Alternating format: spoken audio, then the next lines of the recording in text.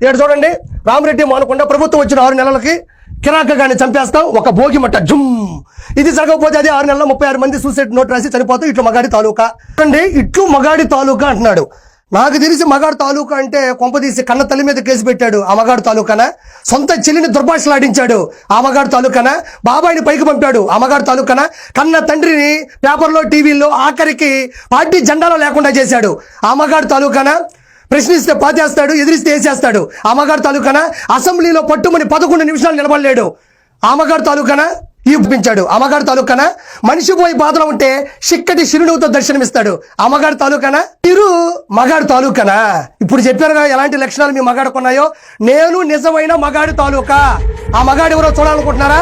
చూడండి, chief minister of Andhra Pradesh Shri Nara Chandrababu Naidu garu. నేను ఈ మగాడు తాలూకా. 74 సంవత్సరాల వయసులో కూడా ఆంధ్ర రాష్ట్ర అభివృద్ధి కోసం జింక పిల్లలా పరిగెడుతున్నాడే నేను ఈ మగాడు తాలూకా. విలువలు విశ్వసనీయతో కూడినటువంటి రాజకీయం చేయాలంటూ ఉంటాడే నేను ఈ మగాడు తాలూకా.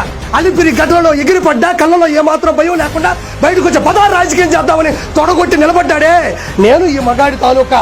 అసెంబ్లీలో 23 మంది శాసనసభ్యులు ఉండగా 22 మందిని సస్పెండ్ చేసిన ఒకే ఒక్కడు అదరక బెదరక సూటిగా ప్రశ్నించి జగన్మోహన్ రెడ్డిని ఉచ్చబోయించాడే నేను ఈ మగాడి తాలూకా.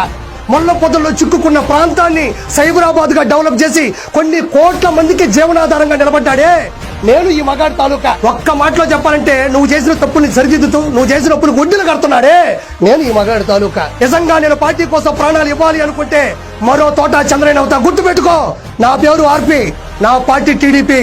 జై ఎన్టీఆర్, జై సిబిఎన్, జై నారా లోకేష్.